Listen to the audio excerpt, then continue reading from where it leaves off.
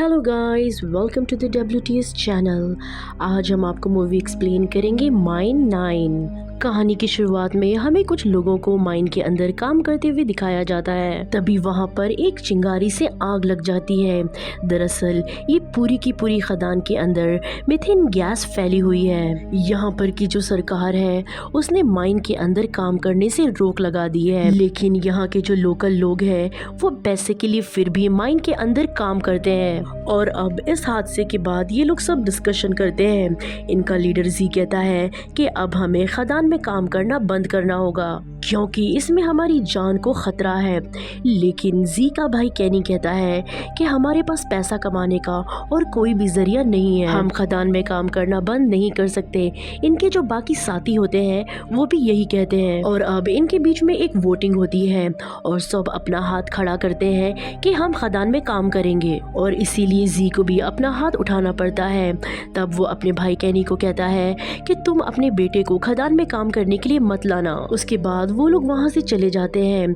2 दिन बाद जी एक बर्थडे पार्टी में जाता है जहाँ पर कैनी और उसका बेटा रेयान भी होता है। कैनी अपने बेटे को भी माइनिंग करने लाना चाहता है, हालांकि जी ने उसे मना किया था। कैनी का बेटा बहुत ही ज्यादा डरा हुआ होता है क्योंकि उसे पता है कि खदान में बहुत ही ज्यादा खतरा होता है, इसीलिए वो अपने डैड कैनी से बहुत ज्यादा सवाल पूछ रहा होता है। ये बात कैनी को अच्छी नहीं लगती, वो अपने बेटे से बहुत ज्यादा गुस्सा हो जाता है। हालांकि यहाँ पर जो जी है वो जानता है कि खदान में बहुत ही ज्यादा खतरा होता है। वो इंचार्ज के पास जाता है। वो इंचार्ज से कहता है कि नीचे खदान में पानी बहुत ज्यादा भर रहा है, हमें एक पाइप की जरूरत है। लेकिन वो कहती है कि मेरे पास पाइप का बजट नहीं है। इस वजह से जी अपने सीनियर्स यानी अथॉरिटी को कॉल करता है, पर अथॉरिटी मेंबर साफ साफ ये कह देते हैं कि बिना जांच के हम कोई भी कदम नहीं उठा सकते। वो कहते हैं कि तुम्हें 2 दिन का इंतजार करना होगा क्योंकि अगले 2 दिन छुट्टी है। जी 2 दिन तक नहीं रुक सकता क्योंकि वो जानता है कि उसके लोग नहीं रुकेंगे, इसीलिए जी ना चाहते हुए भी खदान के अंदर चला जाता है जहाँ उसके भाई कैनी का बेटा भी है जो लाइफ में पहली बार खदान के अंदर आया है। वो बहुत ही ज्यादा डरा हुआ होता है। वही हमें खदान के बाहर का माहौल दिखाया जाता है जहाँ पर बारिश हो रही होती है। वहीं ये सब के सब खदान के अंदर उस जगह पहुँच जाते हैं जहाँ पर इन्हें काम करना है। कैनी अपने बेटे को निकलने के सारे रास्ते बताता है क्योंकि उसका बेटा पहली बार यहाँ पर आया है। और अब सब के सब अपने काम पर लग जाते हैं। कैनी यहाँ पर ड्रिल मशीन का बहुत ज्यादा इस्तेमाल कर रहा होता है, हालांकि जी उसे ये सब करने से मना करता है क्योंकि ज्यादा हलचल से कुछ भी गड़बड़ हो सकती है। लेकिन कैनी अपने भाई जी की बात नहीं मानता। वहाँ पर बहुत ज्यादा लोड हो जाने की वजह से पावर हाउस में धमाका हो जाता है जिससे माइन का कुछ हिस्सा जमीन में धंस जाता है। ऊपर जो इंचार्ज होती है, जो मॉनिटर के सामने बैठी होती है, वो देखती है कि वहाँ पर रेड अलर्ट दिखाया जा रहा है जिससे उसे ये पता चल जाता है कि नीचे माइन में कुछ न कुछ गड़बड़ हो गई है। ये देखकर वो बहुत ज्यादा डर जाती है।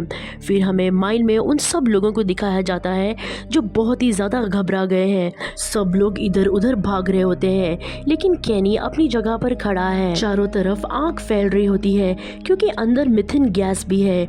और चंद पलों के बाद वहाँ पर अंधेरा और सन्नाटा हो जाता है। सबसे पहले जी आवाज लगाता है, उसके बाद हम देखते हैं कि कैनी का बेटा रायन भी जिंदा है जिसके साथ उसका एक साथी भी है। ये दोनों की दोनों कैनी के पास जाते हैं जिसकी हालत बहुत ज्यादा खराब होती है। इनके 7 लोग मारे जा चुके हैं। आज से पहले इस माइन में 113 लोग मारे जा चुके हैं, यानी मिला के इस माइन के अंदर 120 लोगों की जान गई है। वहीं ऊपर हमें इंचार्ज को दिखाया जाता है जो माइन के पास आती है, लेकिन अंदर जाने का उसके पास कोई भी रास्ता दिखाई नहीं देता। यानी जो माइन के अंदर है जो 4 लोग, उन्हें बाहर निकलने के लिए बाहर का रास्ता खुद ही ढूंढना होगा। यानी यहाँ पर जो सबसे पहले इमरजेंसी गेट होता है, ये चारों के चारों वहीं पर निकल पड़ते हैं। जल्द ही वो लोग उस गेट के पास पहुँच जाते हैं, लेकिन वो लोग वहाँ पहुँच के बहुत ही ज्यादा डिसअपॉइंट हो जाते हैं क्योंकि धमाके की वजह से वो गेट पूरा का पूरा नष्ट हो चुका होता है। ये चारों के चारों वहाँ पर चारों तरफ कपड़ा बांधकर वहाँ पर बैठ जाते हैं। दरअसल ये एक ऐसा कपड़ा है जो इन्हें आग से बचाएगा क्योंकि चारों तरफ मीथेन गैस फैल चुकी है। साथ ही केनी बहुत ज्यादा डर चुका है क्योंकि उसे विश्वास है कि इन चारों में से अब कोई नहीं बचेगा। ये सब के सब यहीं फंसकर मर जाएंगे। बाहर बारिश और ज्यादा तेज होने लगती है। ये चीज इन लोगों के लिए बहुत ही ज्यादा खतरनाक होती है क्योंकि बारिश का पूरा पानी खदान के अंदर आ रहा होता है। जी सबको हिम्मत देता है कि हम सब जिंदा बाहर जरूर निकलेंगे क्योंकि मैंने यहाँ पर आने से पहले अथॉरिटी को कॉल किया था, लेकिन 2 दिन की उनकी छुट्टी है, इसीलिए वो लोग 2 दिन बाद यानी मंडे को यहाँ पर आएंगे। बस 2 दिन तक हमें अपने आप को बचाना होगा।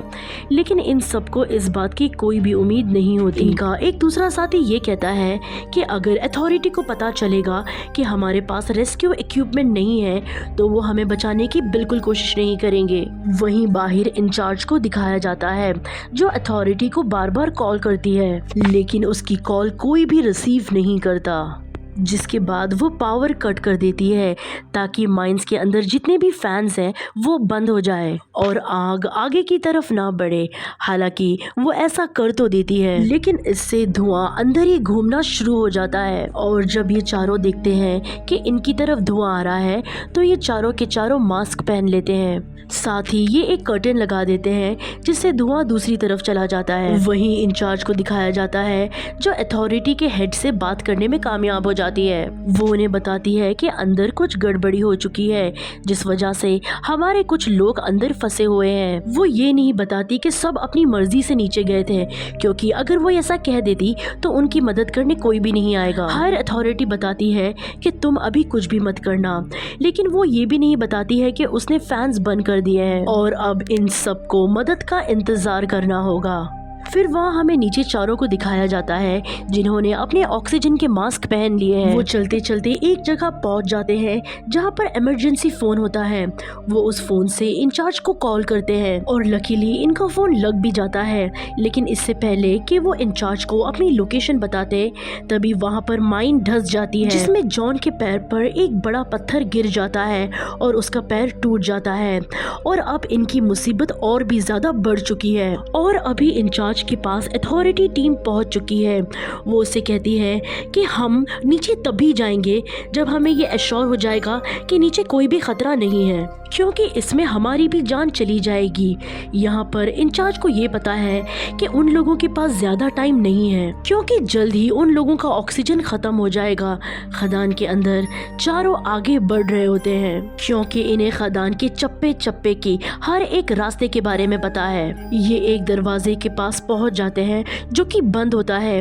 किसी भी तरीके से वो उस दरवाजे को खोल देते हैं जहाँ से सारा पानी अंदर आ जाता है जो बारिश की वजह से इस दरवाजे के पीछे रुक चुका था। और अब ये पानी में डूबने लगते हैं और अगर इन्हें अपनी जान बचानी है तो इन्हें आगे बढ़ते रहना होगा। ये आगे बढ़ने लगते हैं। जॉन जिसका पैर टूटा होता है वो भी आगे बढ़ने लगता है, लेकिन तभी वापस वो एक पत्थर से टकरा जाता है और जॉन उस पत्थर के साथ बह जाता है जिसमें उसकी मृत्यु हो जाती है। ये तीनों के तीनों आगे एक चेम्बर तक पहुंच जाते हैं जहां पर इन्हें सांस लेने की जगह मिल जाती है। वहीं पर रेस्क्यू टीम को दिखाया जाता है जो अपने आप को एक वायर से बांधकर नीचे की तरफ जा रहे होते हैं। इन्हें नीचे जाने का रास्ता मिल जाता है जो एक शाफ्ट की तरफ जाता है और शाफ्ट की दूसरी तरफ ये तीनों के तीनों फंसे हुए होते हैं। ये लोग जीने की सारी उम्मीद खो चुके हैं। इन्हें हेलुसिनेशन होना शुरू हो जाता है। जी उन्हें समझाता है।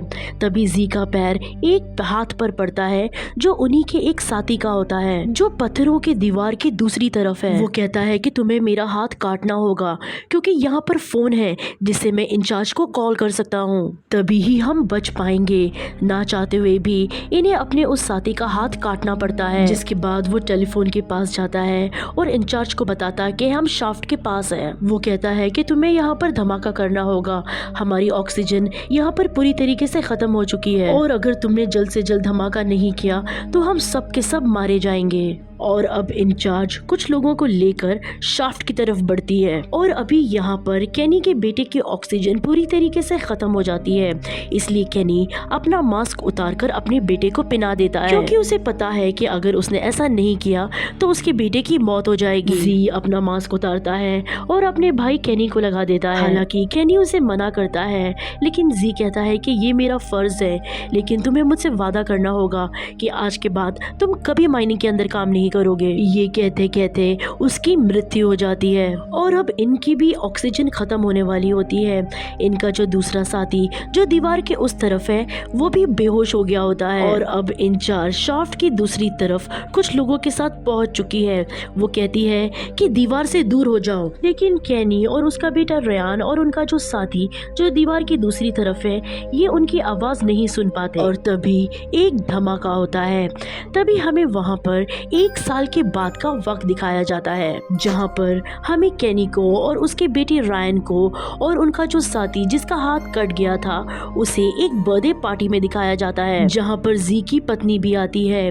कैनी जी की पत्नी को कहता है कि जी ने हमारी जान बचाई और अगर वो नहीं होता तो हम शायद बच भी नहीं पाते। ये कहते कहते उसकी आंखों में आंसू आ जाते हैं, लेकिन अब रिग्रेट के अलावा उसके पास कोई भी रास्ता नहीं है और इसी रिग्रेट और इसी दर्द के साथ ये कहानी यहीं पर खत्म हो जाती है। हम उम्मीद करते हैं कि आपको ये कहानी पसंद आई होगी।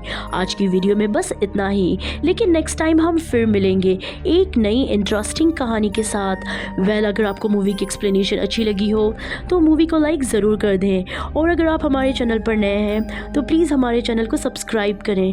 Thanks for watching.